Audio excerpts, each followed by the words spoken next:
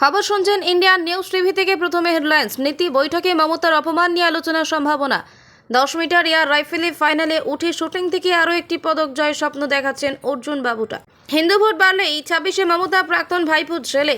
মোদীর সফরে খবর প্রকাশ্যে আসতেই আবারও সরব কংগ্রেস। আগরতলায় একসঙ্গে 23 বাংলাদেশিকে গ্রেফতার করল পুলিশ। এবারে আসছে বিস্তারিত খবরে।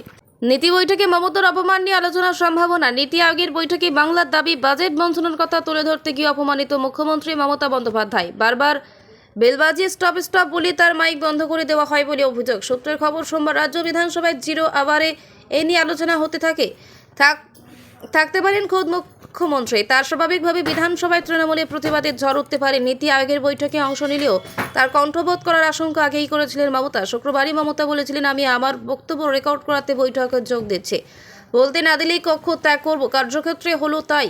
শনিবার বৈঠকের শুরুতে প্রায় 20 মিনিট বক্তৃতা দেন প্রধানমন্ত্রী নরেন্দ্র মোদী। একে একে মুখ্যমন্ত্রীদের বলতে দেওয়া হয়। মমতার বঞ্চনার কথা তুলে ধরতেই বৈঠকে তাল কাটি।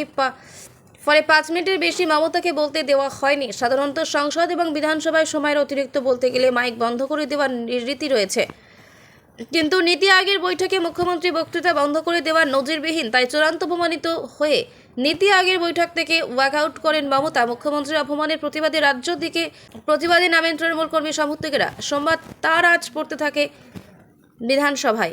এই ইস্যুতে আলোচনার সম্ভাবনা। বিধানসভায় প্রতিবাদে সোচ্চার হতে পারেন তৃণমূল বিধায়কেরা। 10 মিটার এয়ার রাইফেলে ফাইনালে উঠে শুটিং থেকে আরও একটি পদক জয়ের স্বপ্ন দেখাচ্ছেন অর্জুন বাবুটা। প্রথম দিনের শুরুতে ভালো হয়নি ভারতের জন্য।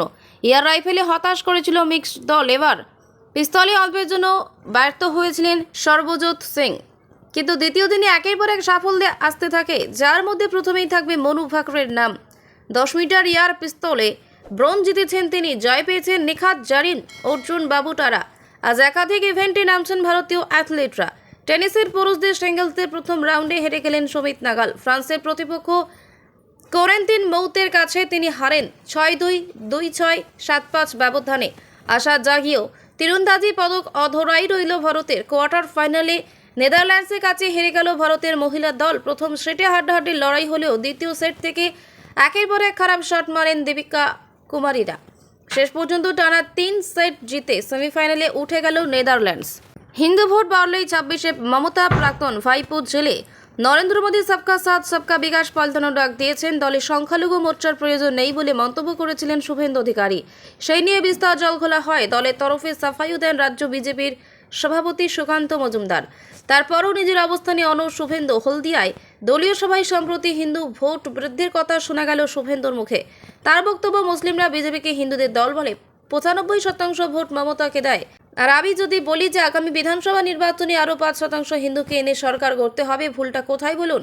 নির্বাচন কমিশনের নথিভুক্ত সংবিধান মেনে চলা দল বিজেপি। কেন বলা হবে আমি হিন্দুদের দল করি? আমাদের এভাবে যদি দাগিয়ে দেওয়া হয়, আমার 39% ভোট রয়েছে, আর যদি 3% ভোট বাড়াতে পারি তাহলেই মমতার প্রাক্তন ভাইপুত জেলে। শুভেন্দুর এই মন্তব্যের পর তুমুল হাততালির সঙ্গে জয় শ্রীরাম রব শোনা যায় সভায়। পরপর নির্বাচনী হারের পর রাজ্য বিজেপির অন্দরে দ্বন্দ্ব বারবার সামনে চলে আসছে। এর আগে 17 জুলাই কেন্দ্রীয় নেতৃত্বের সামনে শুভেন্দুকে বলতে শোনা যায়, আমিও বলেছি রাষ্ট্রবাদী মুসলিম, সবকা সাথ সবকা বিকাশ। আর বলবো না, বলবো जो हमारे साथ हम उनके साथ। সবকা সাথ সবকা বিকাশ বন্ধ করো। সংখ্যালঘু মোর্চার কোনো প্রয়োজন নেই। মোদীর সফরে খবর প্রকাশ্যে আসতেই আবার সরব কংগ্রেসে। 1 বছর কেটে গিয়েছে, এখনও মণিপুর অশান্ত। মাঝে মাঝে হিংসার ঘটনায় উত্তপ্ত হয়ে ওঠে উত্তর পূর্ব ভারতের এই রাজ্যটি। অশান্ত মণিপুর নিয়ে বারবার প্রধানমন্ত্রী নরেন্দ্র মোদী বিবৃতির দাবি করেছে বিরোধীরা। এমনকি মোদী যাতে মণিপুরে গিয়ে পরিস্থিতি দেখে আসেন, সেই দাবিও শোনা গিয়েছে তাদের গলায়। এই আবহে মোদীর ইউক্রেন সফরের খবর প্রকাশ্যে আসার পর কংগ্রেস আবারও একবার মণিপুর ইস্যুতে সরব হন। প্রশ্ন তুলল, আগে মণিপুর নাকি ইউক্রেন? নীতি আয়োগের বৈঠকে যোগ দিয়েছিলেন মণিপুরের মুখ্যমন্ত্রী এন বীরেন সিংহ। কংগ্রেসের প্রশ্ন, বীরেন কি প্রধানমন্ত্রীকে মণিপুরে আসার আহ্বান জানিয়েছেন? কংগ্রেসের সাধারণ সম্পাদক জয়রাম রামের সমাজ মাধ্যমে পোস্ট করে লেখেন, মণিপুরের মুখ্যমন্ত্রী কি প্রধানমন্ত্রীর সঙ্গে একান্ত বৈঠক করেছেন? মণিপুরের পরিস্থিতি নিয়ে আলোচনা করেছেন? শনিবার নীতি আয়োগের বৈঠকে বিরোধী শিবির থেকে উপস্থিত ছিলেন একমাত্র বাংলার মুখ্যমন্ত্রী মমতা বন্দ্যোপাধ্যায়। তবে বৈঠকের মাঝপথে তিনি বেরিয়ে এসে অভিযোগ করেন তাকে বলতে দেওয়া হয়নি। মাইক বন্ধ করে দেওয়ার অভিযোগ করেন মমতা। যদিও কেন্দ্র সেই অভিযোগ অস্বীকার করেছে, তবে বিরোধী শিবিরকে একজোট মমতার পাশে দাঁড়াতে দেখা গিয়েছে। জয়রাম নীতি আয়োগ বৈঠকে পক্ষপাত দুষ্ট বলে কটাক্ষ করেছিলেন। এবার মণিপুরের সত্যি আরও একবার কেন্দ্রকে আক্রমণ করালেন তিনি। আগরতলায় একসঙ্গে 23 বাংলাদেশিকে গ্রেফতার করল পুলিশ। বাংলাদেশে কোটা সংস্কার আন্দোলনকে ঘিরে হিংসা পরবর্তী সময়ে পুলিশ ধরপাকড় এখনও অব্যাহত। এসবের মধ্যে ত্রিপুরায় একসঙ্গে 23 বাংলাদেশি ধরা পড়ল পুলিশের হাতে। গোপন সূত্রে পাওয়া তথ্যের ভিত্তিতে শনিবার রাতে আগরতলা স্টেশন চত্বর থেকে ওই 23 জনকে গ্রেফতার করে রেল পুলিশ। ধৃতদের মধ্যে এক দালাল রয়েছেন। প্রাথমিকভাবে জেআরপি সূত্রে খবর, ধৃত 23 জনই বাংলাদেশের চাঁপাই নবাবগঞ্জ জেলার বাসিন্দা। কী কারণে তারা ত্রিপুরায় এসেছিলেন, তাদের গতিবিধি কী ছিল, সে সময় বিষয়গুলি খতিয়ে দেখতে তদন্ত চালাচ্ছে জিআরপি। সংবাদ সংস্থা এএনআই সূত্রে খবর, এতজন বাংলাদেশি নাগরিক একসঙ্গে কী করছিলেন, এর সঙ্গে আরও বড় কোনো চক্র জড়িত রয়েছে কিনা তা খতিয়ে দেখা হচ্ছে। যে 23 জনকে গ্রেফতার করা হয়েছে তাদের বেশিরভাগই বয়স 30-এর নিচে। 19 বছর বয়সী বেশ কয়েকজন যুবক রয়েছেন। ধৃতদের তালিকায় মোহাম্মদ সেলিম রেজা নামে যে দালালকে গ্রেফতার করা হয়েছে সেই যুবকের বয়সও 27। প্রসঙ্গত, গত 21শে জুলাই তৃণমূলের শহীদ সমাবেশের মঞ্চ থেকে বাংলাদেশের উদ্ভূত পরিস্থিতি নিয়ে মন্তব্য করেছিলেন বাংলার মুখ্যমন্ত্রী তথা তৃণমূল নেত্রী মমতা বন্দ্যোপাধ্যায়।